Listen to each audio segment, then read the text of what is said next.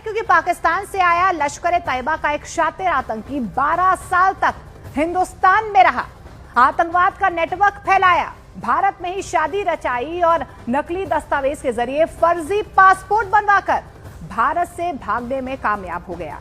अब ये बताइए, पाकिस्तान मैंने कहा कि विश्व शांति का केंद्र बन गया है, वो विश्व शांति का केंद्र बन गया है और बात हो रही है कि इससे अहम कोई मुल्क नहीं है। एक ऐसा देश जिससे अमेरिका बात करता है, एक ऐसा देश जिस पे वेस्ट एशिया पूरा विश्वास करता है, एक ऐसा देश जो कि चीन भी उसके नजदीक है और एक ऐसा देश जिसकी इकोनॉमी वर्ल्ड बैंक और IMF पर आधारित है, लेकिन वो इतना मजबूत बन रहा है। जो वहां शांति प्रक्रिया हो रही है उसे आप कैसे तो ये पूछना चाहिए कि भाई इनके यहाँ पे US बेसेस हैं क्यों?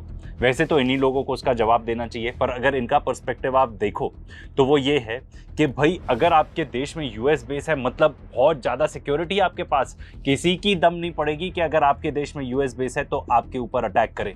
एंड US ने भी यही बोला था कि भाई तुम्हारी सिक्योरिटी गारंटी हमारी। पर आयरनी ये है आज के डेट में कि अगर आपके देश में US का बेस है तो सिक्योरिटी गारंटी वगैरह तो क्या ही होगी जब यूनाइटेड स्टेट्स अपने खुद की बेस की रखवाली नहीं कर पाता, आपका देश ही टारगेट बन जाता है। इसके अलावा UAE, कतर, बहरीन इन जैसे देशों ने अब्राहम अकॉर्ड साइन किए हुए हैं इजराइल के साथ, मतलब उन्होंने नॉर्मलाइज कर लिया रिलेशनशिप इजराइल के साथ। वो ये कह रहे हैं तुम जेनोसाइड करना चाहते हो करते रहो, बच्चों को मार। पाकिस्तान की इकोनॉमी इतनी अच्छी नहीं मकरूज है, लेकिन फिर भी दुनिया उसके पीछे चल रही है। हम अकेले क्यों?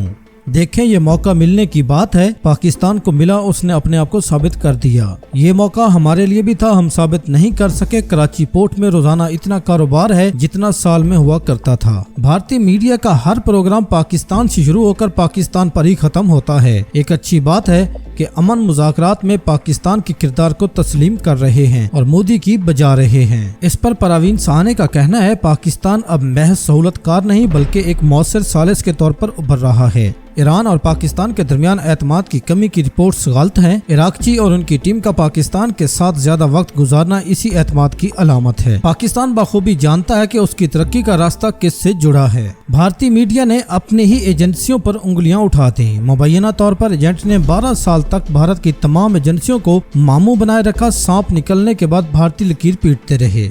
कहते हैं कानून के हाथ बहुत लंबे होते हैं, लेकिन जब सिस्टम में ही सुराख हो जाए तो आतंकी भी आंख मिचोली का खेल खेलने लगते हैं।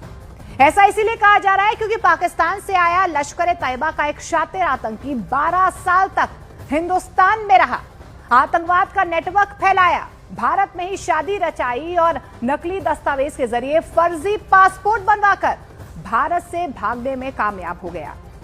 सुरक्षा में सेंधमारी और एजेंसियों को चकमा देने वाले आतंकी खरगोश की ये पूरी कहानी है, इस रिपोर्ट में आपको दिखाते हैं।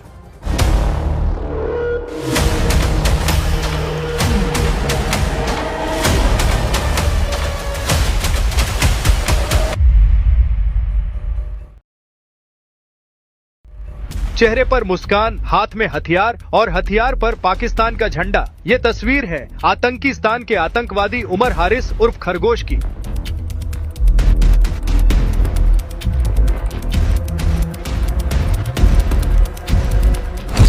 जिसने जन्म तो लिया खैबर पख्तूनख्वा में, जिहाद और जुर्म की ट्रेनिंग ली कराची, जम्मू कश्मीर के रास्ते भारत में घुसा, जयपुर में शादी रचाई, फर्जी दस्तावेज की मदद से पासपोर्ट बनवाकर इंडोनेशिया भागा और अब सऊदी अरब में नया। लेकिन वो इतना मजबूत बन रहा है। जो वहां शांति प्रक्रिया हो रही है उसे आप कैसे देखते हैं? देखिए, मौके मिलने की बात होती है। पाकिस्तान को ये मौका मिला, उसने अपने को साबित कर लिया। मौका हमारे पास भी था, लेकिन हमने वो साबित नहीं किया कि ब्रिक्स में, वो तो ये कह चुके हैं कि ब्रिक्स में भारत जो है US का स्पाई है। यस, हमारी ये इमेज है। चीज को यूज कर रहा है, करना चाहिए, उसको मौका मिला है। आपको मालूम है कराची में पिछले 1 महीने में इतना बिजनेस हुआ है, पोर्ट का बिजनेस, जो उनका पूरे साल का होता है। पूरे साल में कराची में जितनी माल ढुलाई होती है, जितना माल उतरता है, भाई भारत से रिश्ता बचा नहीं है।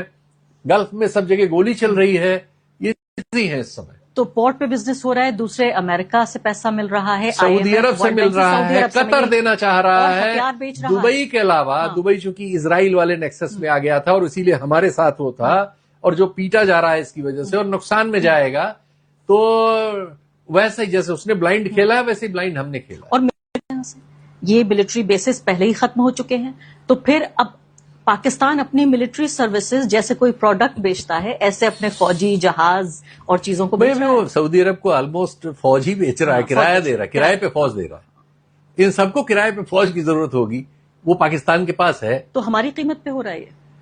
नहीं, हमारी कीमत नहीं, हमारी कोई कीमत कहां है, हमारी किस चीज की कीमत है? ये तो सब लोगों ने इस युद्ध में देख लिया ना कि हमारे पास कोई लेवरेज नहीं है इस दुनिया को किसी भी चीज पर हम डिस्टर्ब नहीं। Iran's foreign minister Araghchi's visit to Pakistan, Oman and Russia, and how this consolidates Eurasian solidarity. Let me start with Pakistan, the first stop of Araghchi. Now here Araghchi, he has met up with the political and military leadership of Pakistan. And this visit of Araghchi to Pakistan is very different from his earlier visit that happened on 11th of April. In that visit, the role of Pakistan was limited to being a facilitator. What that means is, as a facilitator, that the two sides had to accept, which they did, Pakistan as the neutral country, and Pakistan was required to get them together at the negotiating table to talk to one another face to face, which is not the case this time, because Araghchi has made it clear that he will not be interacting with the American negotiating team, which reports say has started from Washington for Islamabad. Therefore, this time, Araghchi and his team would have spent considerable time with the Pakistanis in explaining them their considerations, Iran's considerations for permanent peace, what is their minimum position, what is their maximum position for permanent peace, and the reasons also for that. Why they would have done it is because now Pakistan's role has enhanced from a facilitator to a mediator.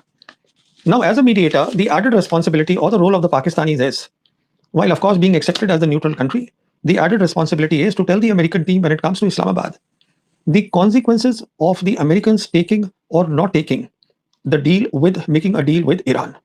So this is the added responsibility as a mediator. And of course, everything that the Iranians would have discussed with Pakistanis, the Pakistanis would have shared with China, and Iran is aware of that. Now, we know that Araghchi is going to Russia, but then there is a report that yesterday, which is April 24th, the Russian Foreign Minister Sergei Lavrov, he spoke with his Pakistani counterpart Ishaq Dar, and the two sides, they discussed Persian Gulf. So the key point to make is this, that Russia, China, Iran, they all trust Pakistan. And as I have said, the Iranians would have discussed in details everything with Pakistanis. That means there is a huge level of trust. So all these reports which have been coming, that there is a trust deficit between the Pakistanis and the Iranians, they are not correct. And the reason why they would trust Pakistan is because they know Pakistan will look after its own national interest. And in the present multipolar world, the interest of Pakistan is in Eurasia. Pakistan knows very well that its rise has to happen in Eurasia. But Pakistan also has good relations with America, but they are more like an opportunity. And the Americans are aware of that. थी UAE की foreign minister. जब भी हम Iran war के बारे में बात करते हैं तो बात करते हैं कि यूएस एंड इजराइल ने ईरान को अटैक कर दिया, बट और भी बहुत सारी कंट्रीज हैं जो इन्वॉल्व हैं इस वॉर में, but are they not at war?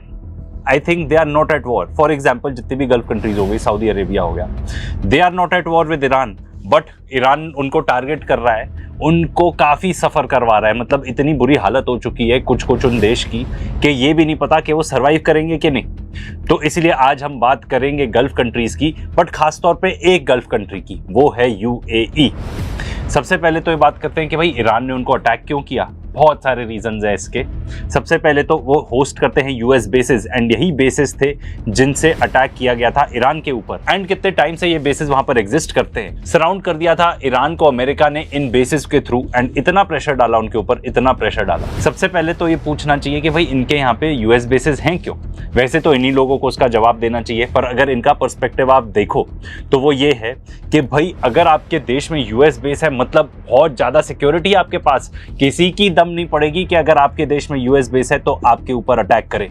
And US ने भी यही बोला था कि भाई तुम्हारी सिक्योरिटी गारंटी हमारी। पर आयरनी ये है आज के डेट में कि अगर आपके देश में यूएस का बेस है तो सिक्योरिटी गारंटी वगैरह तो क्या ही होगी, जब यूनाइटेड स्टेट्स अपने खुद की बेस की रखवाली नहीं कर पाता, आपका देश ही टारगेट बन जाता है। इसके अलावा यूएई, कतर, बहरीन, इन जैसे देशों ने अब्राहम अकॉर्ड साइन किए हुए हैं इजराइल के साथ। मतलब उन्होंने नॉर्मलाइज कर लिया रिलेशनशिप इजराइल के साथ। वो ये कह रहे हैं तुम जेनोसाइड करना चाहते हो करते रहो, बच्चों को मारना चाहते हो मारते रहो, हम कुछ भी नहीं बोलेंगे। साथ ही साथ वो ये भी कह रहे हैं कि आप पैलेस्टीन को अगर आप हटा दिया आपने मैप से, ठीक है, पूरा ख़त्म करना चाह रहे हो, तो हमारे लिए वो भी एक्सेप्टेबल है। ये है मतलब इब्राहिम अकॉर्ड्स का। पर यूएई की जहाँ तक बात है तो उसमें एक स्पेशल इंग्रेडिएंट है, क्योंकि these people are literally in bed with the Zionist. मतलब इन्होंने अपनी जो सोल है वो डेविल को बेच चुके हैं, एंड डेविल का नाम है इजराइल। इनके इजराइल के साथ इतने क्लोज वर्किंग रिलेशनशिप है कि क्या बताएं। मतलब इतना ज्यादा कि ये अपने देश के अंदर, यूएई के अंदर एक इजरायली बेस बनाना चाहते थे right next to Saudi Arabia. इसके अलावा इन्होंने गल्फ ऑफ एडन में अपने मिलिट्री बेसिस बना लिए हैं ताकि इजराइल की मदद हो सके। इन्होंने इजरायली कंपनीज में इन्वेस्ट किया हुआ है, एंड ये वही इजरायली कंपनीज हैं जो हथियार बनाती हैं, सर्वेलेंस करती हैं, मतलब जेनोसाइड कैरी आउट करने के लिए पैलेस्टीनियंस के अगेंस्ट। इनका जो शेख है, ये डीपी पोर्ट वाला शेख, एप्स्टीन फाइल्स में इसका नाम है, इकट्ठे खाना भी बनाते थे एंड इकट्ठे पिज्ज़ा भी खाते थे। पिज्ज़ा का तो मतलब आप समझ ही जाओ क्या क्या है। इकट्ठे छोटी छोटी बच्चियों का पॉसिबली रेप भी करते थे। एंड यूएई तो वेलकम करता है, आओ इजरायलीज आओ, जितने भी आप जेनोसाइड कर रहे हो गाजा में उस सबको भूलने के लिए आओ, यहाँ पे दुबई आओ। इतने घटिया हैं ये लोग कि ये लोग रमदान की गैदरिंग्स ऑर्गेनाइज कराते हैं, किसके साथ?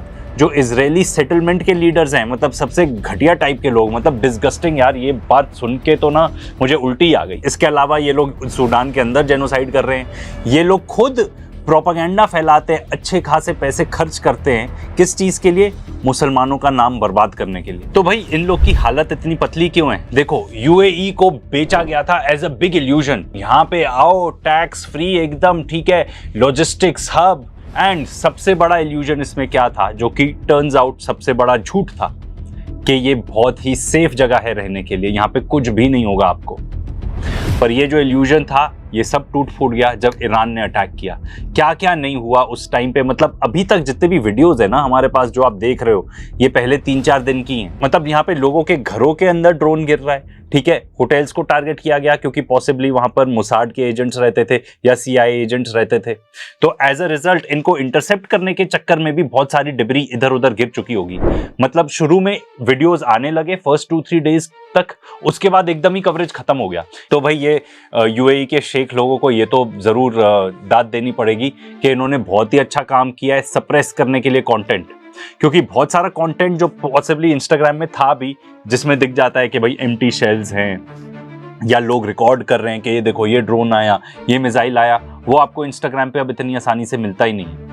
एंड पॉसिबली बहुत कुछ तो must have been taken down, exist ही नहीं करता वो इंस्टाग्राम या किसी और पर्टिकुलर सोशल मीडिया पर। मतलब इतना तक कि दुबई एयरपोर्ट को भी नहीं छोड़ा गया, क्योंकि ईरानियंस ये बताना चाहते थे कि भाई ये देखो हम जानते हैं कि यूएई क्या कर रहा है। बेसिकली एक इजरायली आउटपोस्ट बन चुका था यूएई, एंड ह्यूमैनिटी के लिए भी खतरा बन चुका था, क्योंकि किस तरीके से ये लोग जेनोसाइड कर रहे थे। बट अगर आप ईरान पर्सपेक्टिव से सोचो तो भाई ये जो मोसाड चलता है, सीआईए चलता है, इनके बेसेस यहाँ पे ऑपरेट होते हैं, ठीक है, ये सब कैसे चलता है? फाइनेंशियली कहीं ना कहीं से तो पैसा आता जाता रहता है। इसीलिए यूएई को अटैक किया काफी बुरी तरीके से।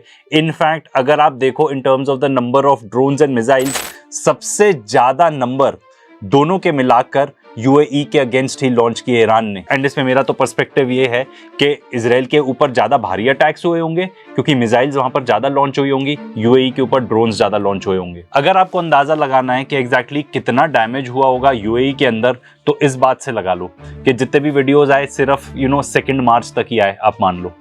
तो 2 मार्च तक 174 बैलिस्टिक मिसाइल्स लॉन्च हुई थी उनके अगेंस्ट, जो कह रहे हैं कि भाई हमने सब इंटरसेप्ट कर ली या कुछ तो समुंदर में जाके गिर गई। एंड 689 ड्रोन्स लॉन्च हुए थे, ठीक है, यूएई के अगेंस्ट। ये मतलब ये सिर्फ 2 मार्च का फिगर है जिसमें हमने देखा कितनी ज्यादा तबाही ऑलरेडी हो चुकी थी। अगर आप देखो the total number of drones and missiles